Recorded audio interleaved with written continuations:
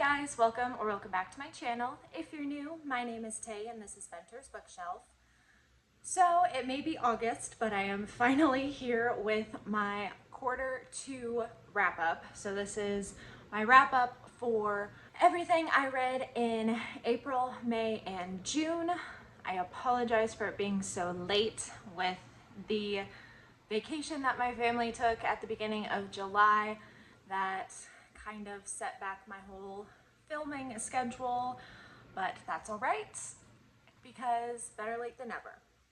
So just like last time, I will split this up into sections. First, we're going to go over stats for each of the months. So without further ado, let's get on into the wrap up.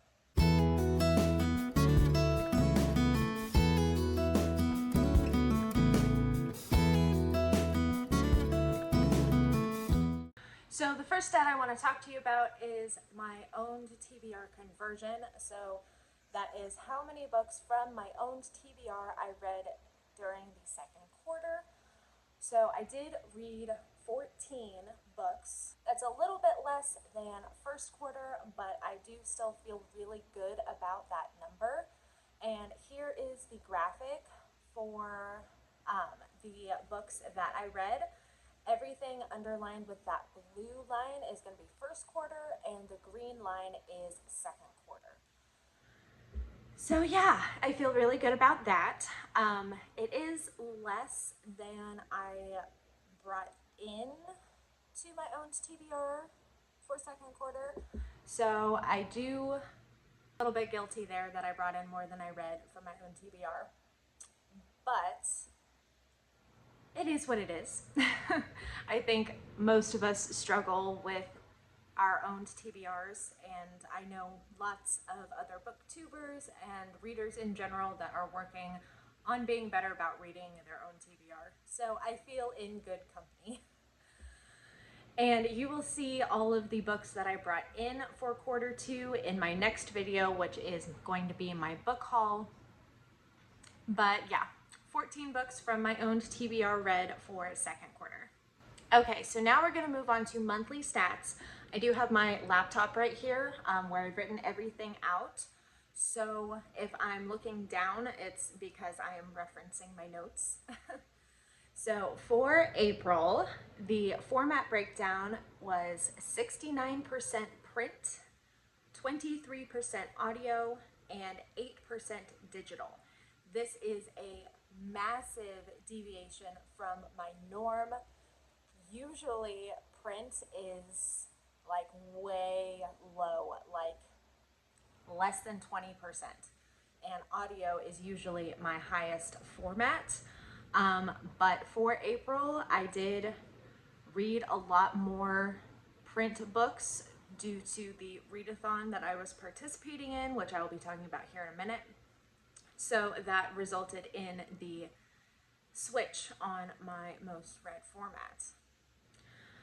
The top genres that I read in April are horror, middle grade, and fantasy, which makes a lot of sense because that is the majority of what I read.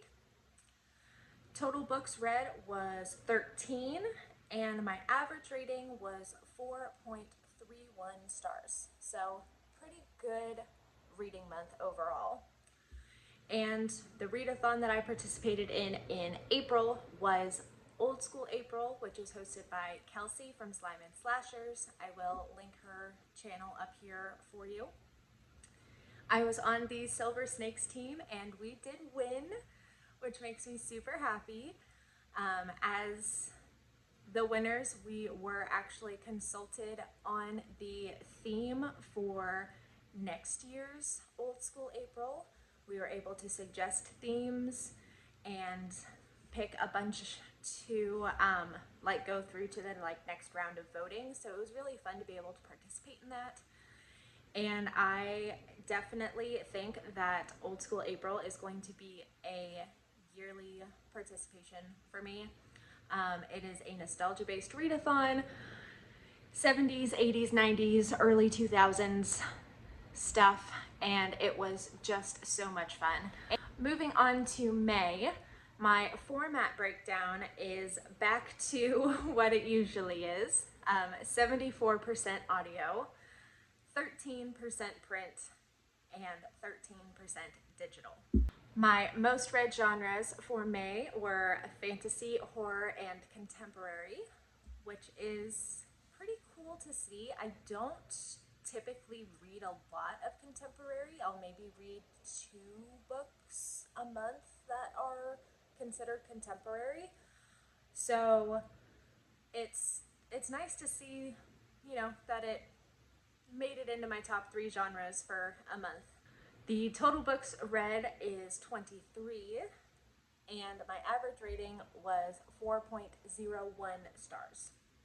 So still a good reading month, not as good as April. And then I also participated in a month-long readathon for May, and that was Escape the Readathon, the Black Cat Carnival. This was hosted by Lexi, and I will link her channel up here for you. And I was on the team Snack Squad. Unfortunately, we did not win. We got stuck in the carnival. But it was still really fun. This was a games-based readathon where we had to read for a prompt to unlock a game, and then we had to play the game until we earned enough tickets to win the game.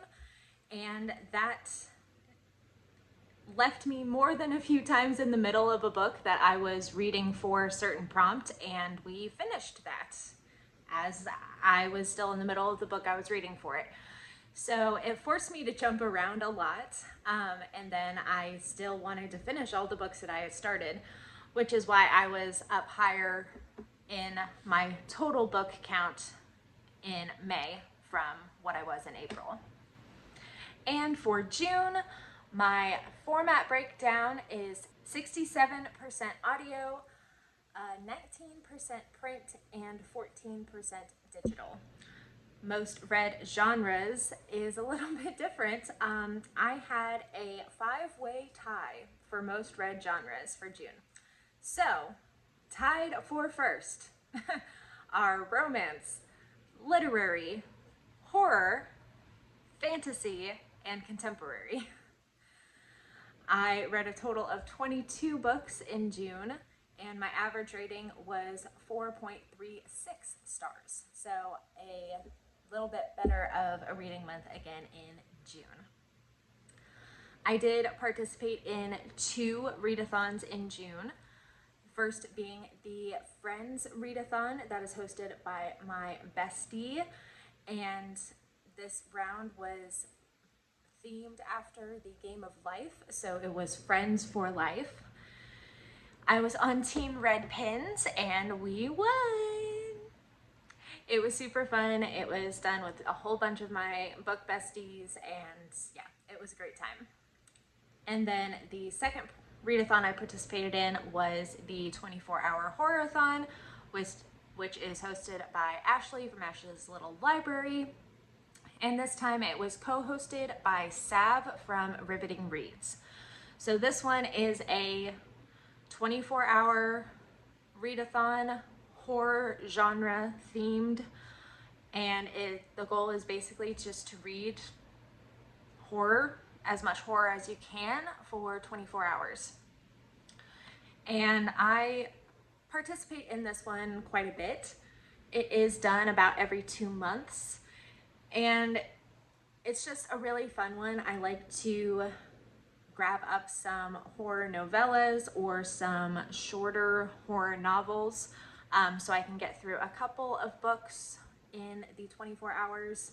And I like horror books, so it's always a good time. Okay, for the next category, I'm going to go over my favorites and my DNFs for second quarter. So my favorites, it was really hard. I didn't want to pick a whole bunch of favorites, so I ended up just picking one for each month out of my 5 stars for the month. So for April, my favorite was Dead 11 by Jimmy Giuliano. And this is a thriller novel. It is set in modern times, but the island that is part of the story is stuck in 1994, and that actually does play a big role in the plot, so I don't want to go too deep into it. But we are following this brother whose sister went to the island to teach and has not been heard from for months. So he's now going to the island to try and find his sister and figure out what the heck is going on. I absolutely loved this book. It kept my attention. The nostalgic vibes were everything. I love the cover. And it was just all around a fantastic read, and I've recommended it to so many people. For May, my favorite book I actually do own. This is one that I did not pick out myself. My older daughter went to Cargo Largo shopping with her dad, and she is super into graphic novels, and she picked out this one. And her dad bought it for her with the stipulation that I read it first to make sure it is appropriate for her age. I did make the decision that she needs to wait just a little bit longer to read this book because there are some more graphic images in here that I don't want her to be scared by. So yeah, my May favorite is The Girl Who Sang by Estelle Nadel and Sammy Savos. And this is a graphic memoir of Estelle, who is talking about her experience in the Holocaust. So you can understand why there might be some graphic stuff in here that I don't want my 10-year-old to read quite yet. But I absolutely loved it. I do have family that passed away during the Holocaust. So any Holocaust memoirs are very important to me. I really feel the need to read their stories because I feel connected to them in some way. I do love the art style of this, and I thought it was really fun when look they're, just cooking together, and I really like how everything was depicted with the colors and everything. It feels very period appropriate for the 1940s.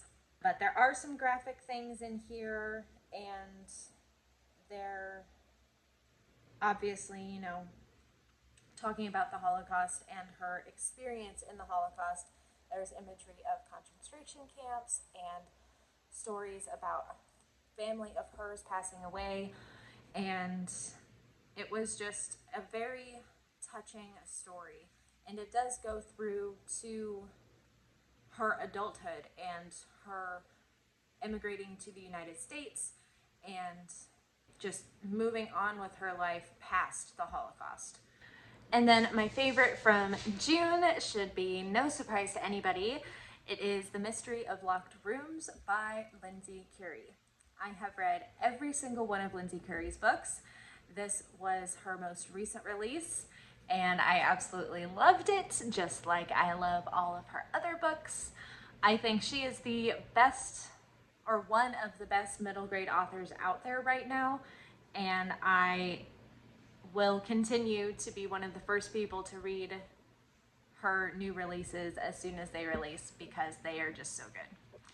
So this follows a trio of friends. They love escape rooms, and one of the friends, his family is going through some difficult times, and they are having to move because of financial trouble.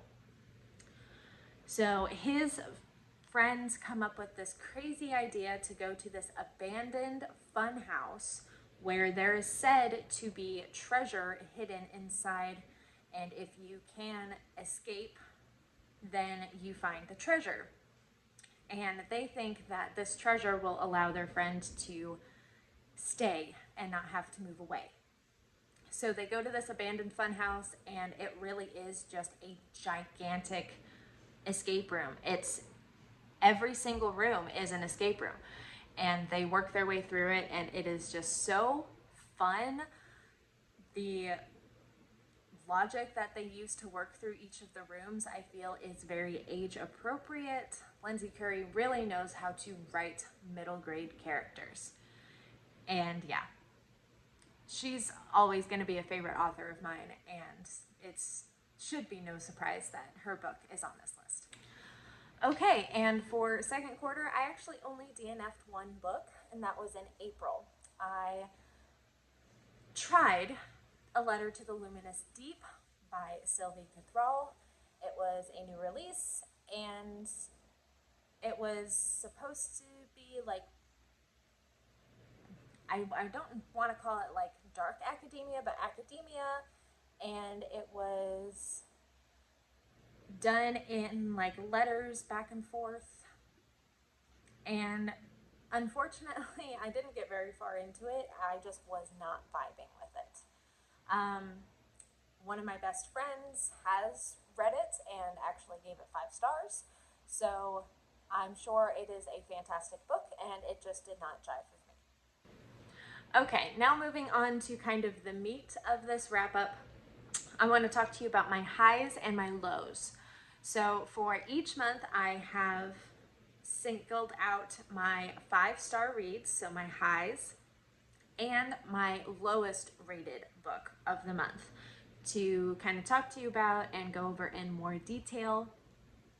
So for April, I had 3 5-star books.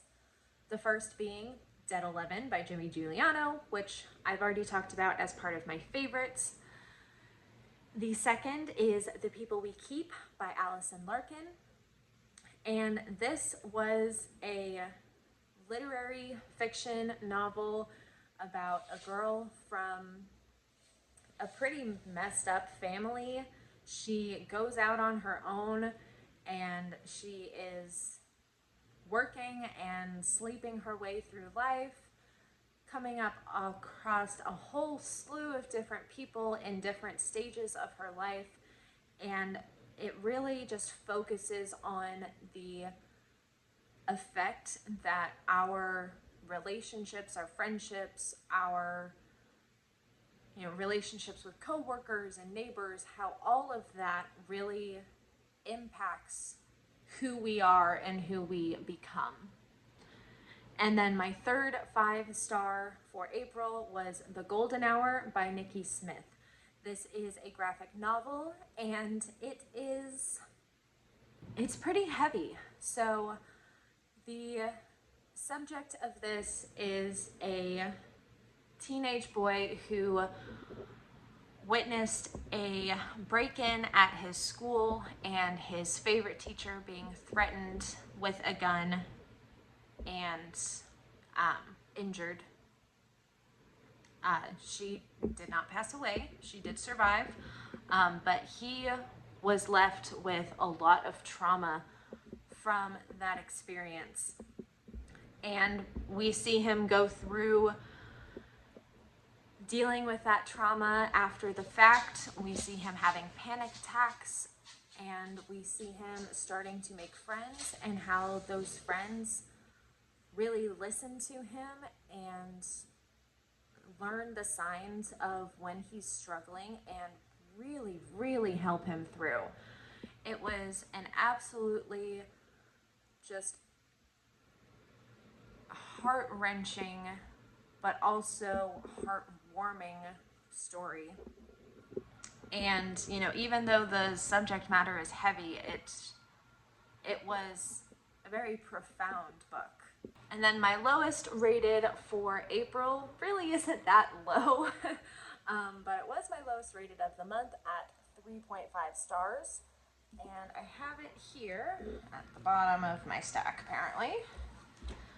And that was Monster Blood 2, which is one of the Goosebumps books.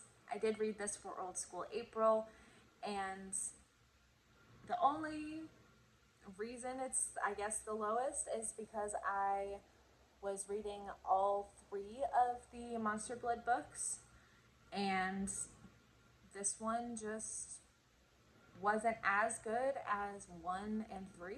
so it got a little bit lower of a rating and ended up being my lowest of the month. I do love all the Goosebumps books. They are very nostalgic for me. And yeah, I just think that the storyline of this one compared to the other two Monster Bloods, it was just a little bit weak. Moving on to my May highs and lows, I did have 4 5-star books, and my lowest rated this month was a 1 star, so yikes. That is the only 1 star I've given out this year. I'm not even sure I gave out a 1 star last year, but we'll get to that one. So the first of my 5 stars for May is, of course, the one I put in my favorite, which is The Girl Who Sang. Already talked about this, so we will move on. My second 5-star read for May was Otherworldly by F.T. Lukens. So this is a really cool story. It is I guess you could say, a queer romance. It is fantasy, and we are following a character who is a golem, essentially, who is only on Earth when someone makes a deal with Crossroads Demon. And they decide that they want to stay on Earth, and so they make their own binding deal with a human and end up falling for that person. I really, really loved the story. I'm probably not explaining it very well, but you just have to read it. This was my first F.T. Lukens book, and I definitely plan on picking up more because I loved it so much. It is very snowy and icy atmosphere, so if you are a person who is a very seasonal reader, I would suggest picking it up during the winter months. The next book I gave 5 stars to was Ellie Haycock is Totally Normal by Gretchen Schreiber. This is a YA, I guess you could call it a romance, but I think of it more as like general fiction. Contemporary is what I would say. And it gave me all the same feels as The Fault in Our Stars.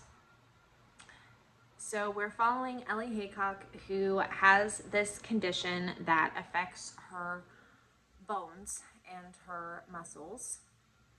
And she is basically in and out of hospitals.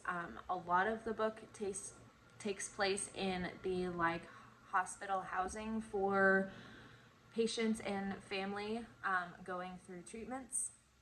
So like a Ronald McDonald House type situation.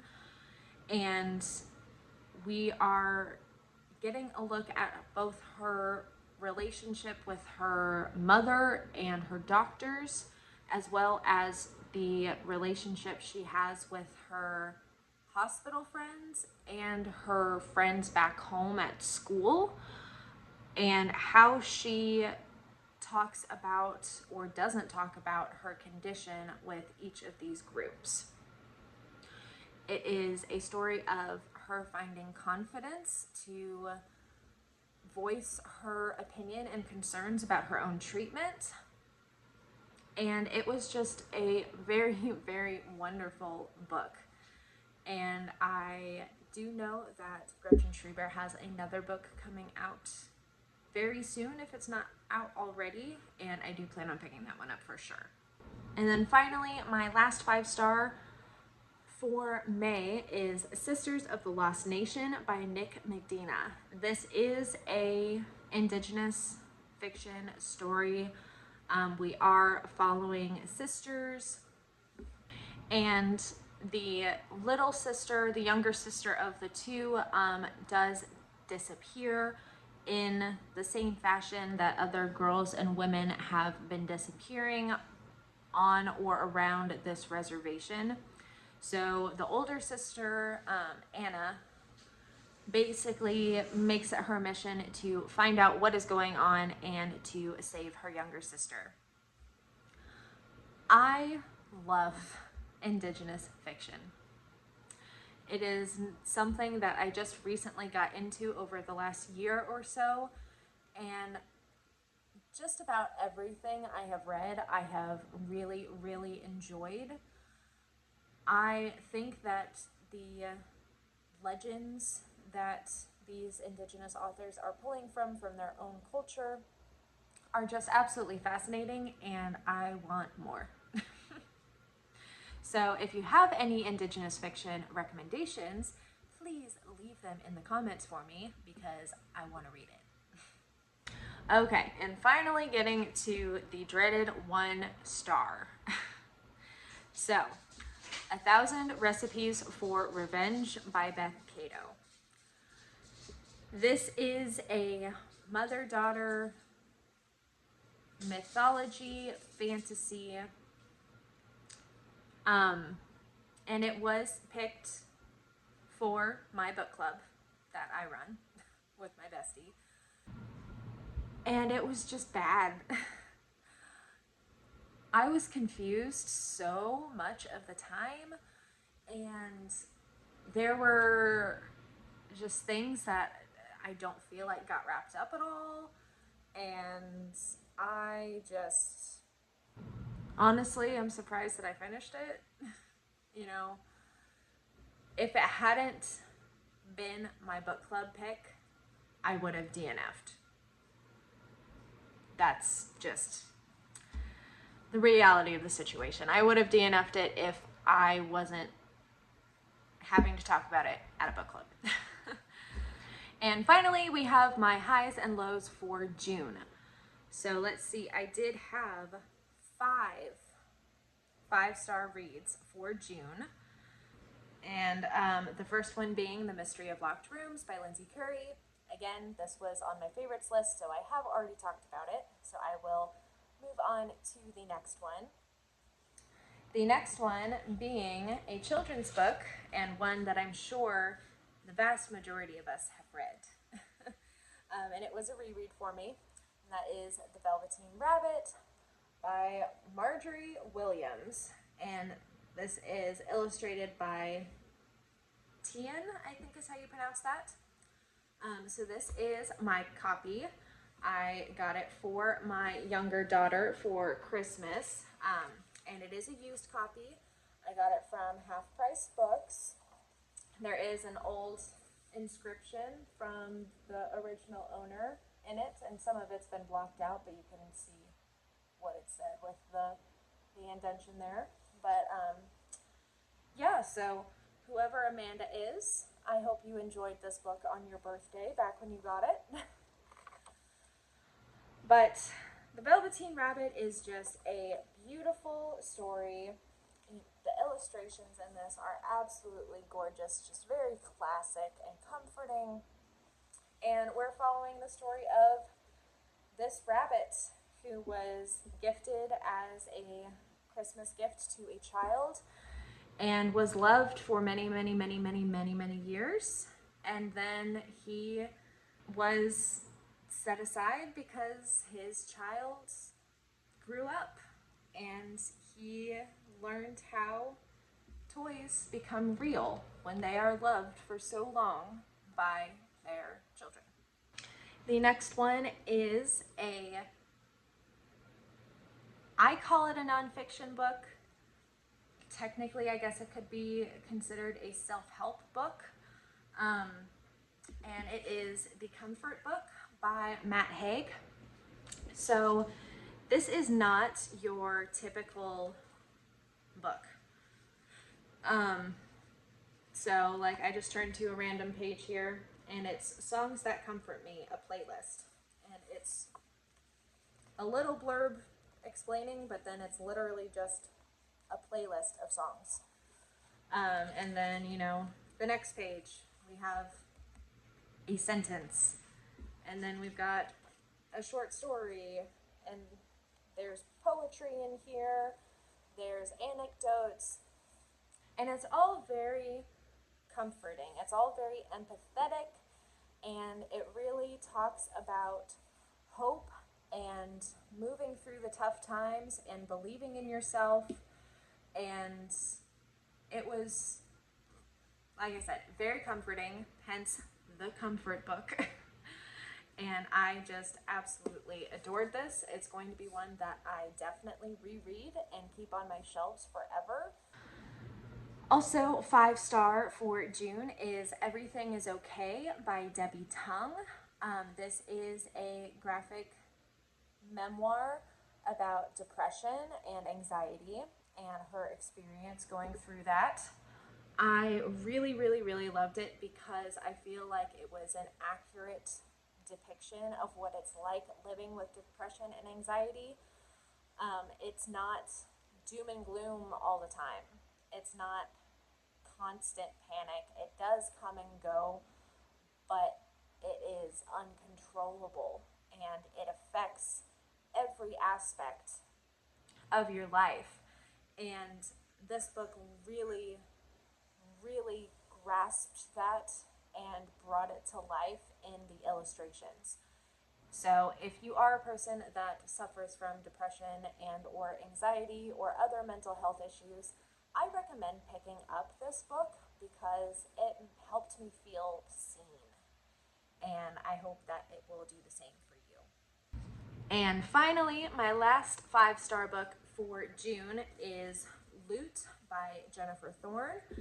So this is a isolation island horror novel. There's also some ritual aspects to it. I've seen people compare it to Midsummer, which I wouldn't necessarily compare it to Midsummer. I do see the kind of similarities that people are picking up on, but I feel like tonally they are very different. On the back here, Chandler Barker, who is the author of The Husbands, said, "Is there a dark side of paradise or a bright side of hell? That is the genius of Loot. A book that made magic by its captivatingly isolated setting, spine-tingling suspense, and characters with a heartbeat, or at least for so long as they survive the day." So in this, we are talking about a certain day that comes around. I don't think it's every year, every few years or so, where people are dying and I guess being sacrificed. And this, our main character is an outsider who's married into the basically highest class family on the island, and this is her first day where all of this is taking place, and she is not having it. She's not accepting it. She is a skeptic. She doesn't think that any of this is real until she starts witnessing the events, and then she's trying to stop it. I really enjoyed this. It was a very fast-paced read. It's not that long, and it is a great summer horror thriller, just fast-paced, edge of your seat type of book. And then my lowest rated for June, again, really isn't that low of a rating. It is rated at 3.5 stars, and that is Mr. Penumbra's 24-Hour Bookstore by Robin Sloan. This is the second book by Robin Sloan that I have read, the first being Sourdough, which I did also, I believe, give 3.5 stars. I may have given that one 4 stars. But it was similar in tone, but definitely very different plot-wise. So I don't want to give a whole lot away because it is a very kind of complex story, but we do have Mr. Penumbra as a character. There is this bookstore that is open 24 hours a day, and there's also a secret society aspect to it. So that is all I'm going to say because everything kind of clicks in place together, and I don't want to give anything away if you haven't read the book. But yeah, it was my lowest rated of the month. Really not a low rating at 3.5 stars. I did quite enjoy the book. It wasn't my favorite, but you know, it wasn't my least favorite book I've ever read either. I did enjoy the secret society aspect of it. Obviously, I enjoy bookstore settings. And yeah, I think the complexity of it was just a little bit much for me, but I do think that it was a good book overall. All right, guys, that's it for my second quarter wrap up. Again, I apologize for it being so late coming out, but I am working on getting caught up, and you can expect my second quarter book haul video to come right after this one. So if you've read any of these books, let me know in the comments. If you have any recommendations for me based on my ratings of these books, let me know in the comments. And yeah, if you liked this video, please give it a like and subscribe to my channel if you haven't already. Like I said, book hauls coming up. I have 3 mega vlogs coming up for the rest of this year that I am actively working on and really excited about. So yeah, lots of fun things coming for the rest of 2024, and I can't wait for you guys to see the fruits of my labor. I'll catch you guys in the next video. Bye!